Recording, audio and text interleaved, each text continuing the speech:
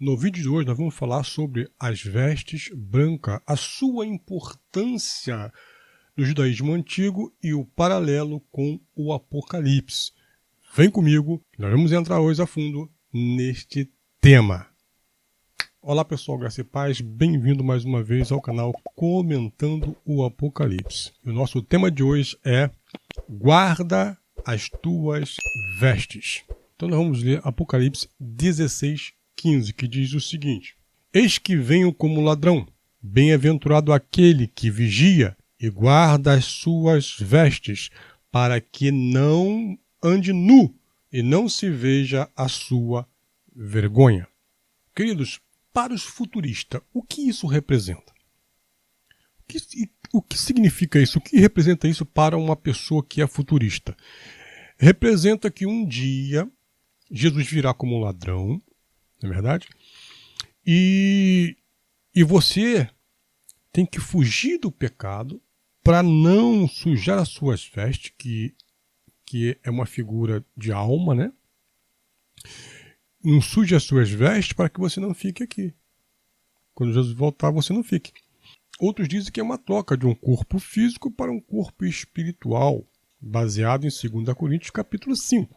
Isso é o que eles pensam. Isso é o que a religião cristã e evangélica, futurista, dispensacionalista, nos ensinou durante épocas, né? Mas deixa eu dizer uma coisa para vocês. Não tem como entender o Apocalipse se nós não entendermos um pouquinho, sabe, do Antigo Testamento, da fé judaica.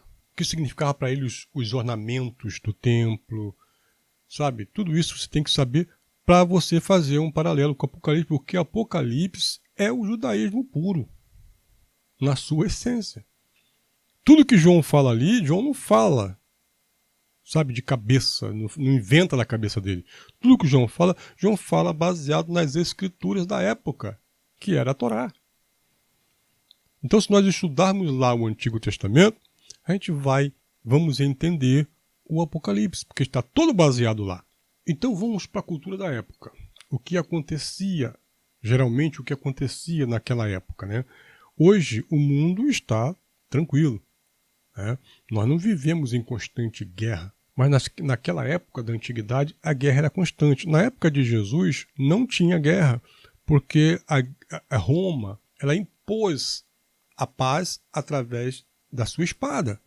Era chamada de Pax Romana. Então, quando Jesus nasce, ele nasce num período de paz, que foi implantado quando Roma assume o poder. Mas antes de Jesus nascer, antes de Roma invadir, a guerra era constante. Então, veja. Vamos ver aqui um possível significado, tá, de vestes dentro da cultura, dentro do que se vivia naquela época. No mundo antigo era assim, quando você fosse dormir, descansar, você tinha que estar vigilante, estar atento. Porque podia vir um ladrão roubar suas vestes, você tirar suas vestes para dormir, para descansar. Poderia vir um ladrão roubar, né, e quando viesse o ataque inimigo, você está despido. E para onde você vai fugir? Se você estivesse só com roupas inadequadas para sair na rua, como é que você fugiria? Não poderia fugir. Então seria capturado. Então veja que é mais uma questão aqui de vigilância, né? Você tem que estar vigiando. Na hora que você for descansar, for dormir, você guarda contigo a sua roupa, ou você esteja com ela vestida, ou esteja num lugar onde você rapidamente possa se vestir e sair, né? Porque é uma questão de vigilância. Uma das interpretações dessas vestes é que a pessoa tinha que estar atento para quando o inimigo chegasse. Nesse caso, diz, olha, eis que venho como ladrão. Então, faz uma referência à parousia de Cristo. A pessoa tinha que estar pronta para quando Cristo voltasse, fosse salva. Nesse contexto, né, cultural, não tem nada a ver com pecado, não tem nada a ver sujar a alma, não tem nada a ver com nada disso. Simplesmente uma questão de vigilância. E isso corrobora com Mateus 24, né? Mateus 24, versículo 15, 16, Jesus fala, quem estiver na cidade, saia. Quem estiver no monte, né? Quem estiver, não entre, fuja. Quem estiver no telhado, quem estiver na casa, quem estiver no campo, fique atento, né? Então, é uma questão de vigilância. Esse era o motivo para se manter, guardar as suas vestes. Agora, qual é o sentido espiritual da coisa? Também tem um sentido espiritual nisso aí. O texto diz que para não aparecer a sua nudez. E qual era o tempo dessa exposição da nudez? Esse tempo era a vinda de Cristo, para quando Cristo viesse, a pessoa não se encontrasse nu. 2 Coríntios 5, 3 e 4. Vamos ler do 1 até o 4. Sabemos que, se for destruída a temporária habitação terrena em que vivemos, temos da parte de Deus um edifício, uma casa eterna no céu, não construída por mãos humanas. Enquanto isso, gememos, desejando ser revestido da nossa habitação celestial, porque, estando vestido, não seremos encontrados nus, pois enquanto estamos nesta casa, gememos e nos angustiamos, porque não queremos ser despidos, mas revestidos da nossa habitação celestial, para que aquilo que é mortal seja absolvido pela vida. Então veja, o que Paulo está dizendo aqui é que quando Jesus voltasse, né, quando Jesus voltasse na sua parúzia, ele ia despir desta casa e ia vestir as pessoas de uma outra casa, uma casa espiritual. Então você vê que ele faz a relação da nudez, das vestimentas e nudez. Ok? Então vamos lá.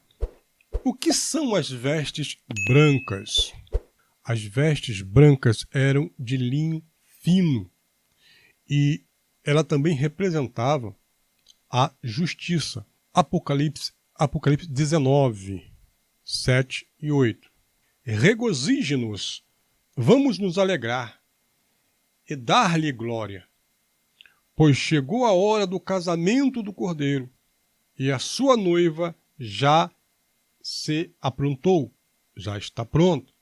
E foi-lhe dado para vestir linho fino, brilhante e puro. O linho fino são os atos justos dos santos. Então, o linho fino representa o quê? A justiça dos santos. Quando é que essa justiça aconteceria? Quando Jesus voltasse. Veja que aqui é algo do Antigo Testamento. E as vestes também tinham um sentido de casamento. Muitas das vezes, na Bíblia, as vestes tinham sentido de casamento. E Jesus falava nesse sentido, de um casamento. Tanto é que ele se denominava o noivo. Ezequiel 16, versículo 7. Vamos ler o 7 e 8. E eu a fiz crescer como uma planta no campo. Você cresceu e se desenvolveu e se tornou a mais linda das joias. Seus seios se formaram e o seu cabelo cresceu, mas você ainda estava totalmente nua. Mais tarde, quando passei de novo por perto, olhei para você e vi que já tinha idade suficiente para amar. Então estendi a minha capa sobre você e cobri a sua nudez. Fiz um juramento e estabeleci uma aliança. Do que está dizendo aqui? De um casamento. Deu aí o juramento.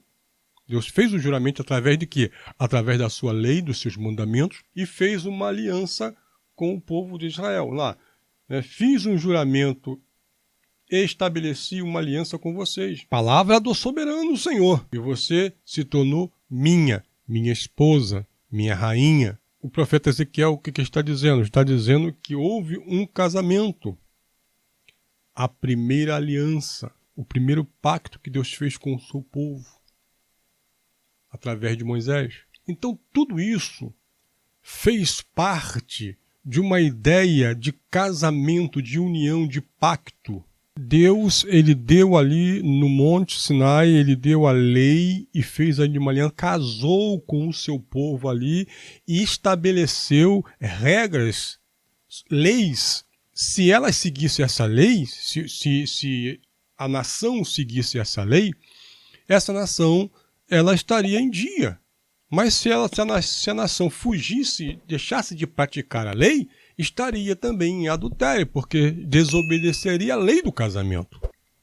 No Apocalipse 19, no mesmo contexto do casamento, João também vê o quê? Ele vê um exército do céu vestido de linho branco. No mesmo contexto aqui de Apocalipse 19, 7 e 8, lá no versículo 11, diz o seguinte: vi o céu aberto e diante de mim um cavalo branco, cujo cavaleiro se chama Fiel e Verdadeiro e guerreia com justiça. Seus olhos são como chamas de fogo e em sua cabeça há muitas coroas e um nome que só ele conhece e ninguém mais. Está vestido com um manto tinto de sangue e o seu nome é Palavra de Deus. Agora preste atenção no 14. E os exércitos do céu o seguiam, vestidos de linho fino, branco e puro, e montados em cavalos brancos. É claro que aqui não tinha nenhum exército do céu. Não era ninguém cavalgando no céu.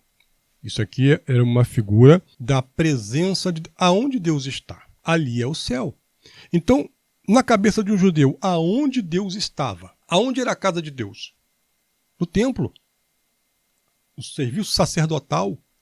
Ali era onde Deus habitava. Deus, Javé habitava no monte, do monte passou para o tabernáculo no deserto, lá na tenda do deserto foi criado depois um templo e ele passou a habitar naquele templo. Então ali era a casa de Deus. Se as pessoas quisessem buscar a Deus, tinham que ir lá. Aonde é o céu para um judeu daquela época? Era a casa de Deus. Era a presença de Deus. Era o templo. Êxodo 28, de 39 a 42. Também farás túnica de linho fino. Também farás uma mitra de linho fino. Mas o cinto farás de obra de bordador, ou o cinto será bordado. Também farás túnicas aos filhos de Arão, e far-lhe-ás cintos, também lhes fará tiaras, para glória e ornamento.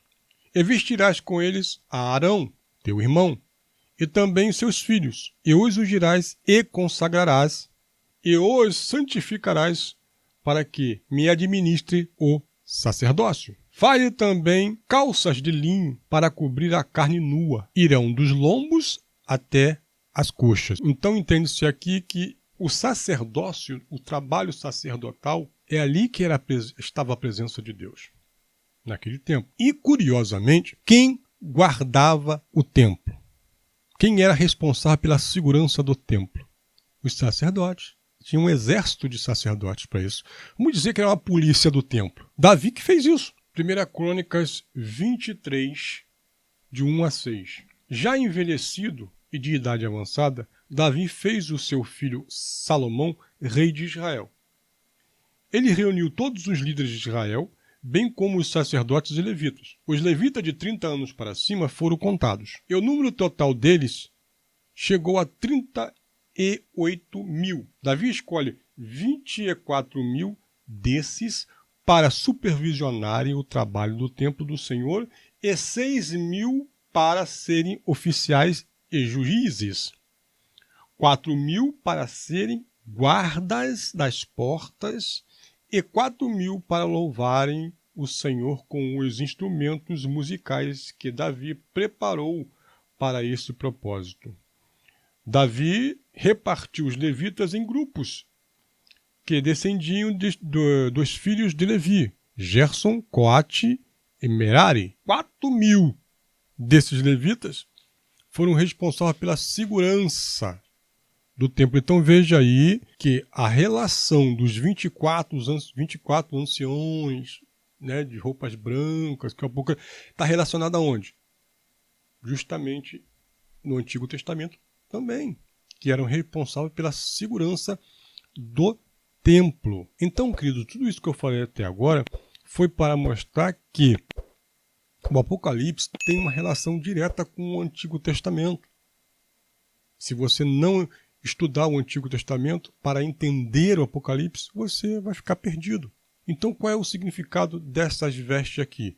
Simples. Toda a narrativa do texto aqui é de casamento. Então, houve o primeiro casamento feito por Moisés. Moisés foi o mediador deste casamento entre Deus e a nação. E teve um segundo casamento. Então, tudo que foi usado lá, toda a ideia, a figura de casamento, de vestes nupciais, de vestes, né, para casamento, foi também aplicado no segundo casamento, ao qual Jesus foi o mediador. Deus agora se casou outra vez, se divorciou e se casou de novo, né? Mas agora mediado por Jesus. Então toda a situação de vestes brancas não tem nada a ver com pecado. Você não pode manchar, porque Jesus voltar você vai ficar. Não. Ele está falando de um casamento que aconteceria e que já aconteceu. Na cruz houve o casamento. Se você dizer que Jesus ainda é o noivo, isso é uma coisa absolutamente errada, absurdamente errada. Porque Jesus não é noivo nenhum. Muito menos nosso, né? Que isso foi para Israel. Na cruz houve esse casamento e no ano 70 houve as bodas, a festa do casamento. Porque na cultura antiga, na cultura deles, o que acontecia? Se casavam e a noiva se retirava a certa hora, ia para a porta da casa do pai e esperar o noivo para entrar para a festa. Então, esse foi o período, né, da cruz até a chegada do noivo para conduzir a sua noiva até a festa. Não se esqueça de inscrever no canal, dar o seu like, compartilhe. Vamos junto aí, fazer essa palavra correr. Até o próximo. Eu estou deixando aqui na descrição uma playlist para você assistir. Tamo junto.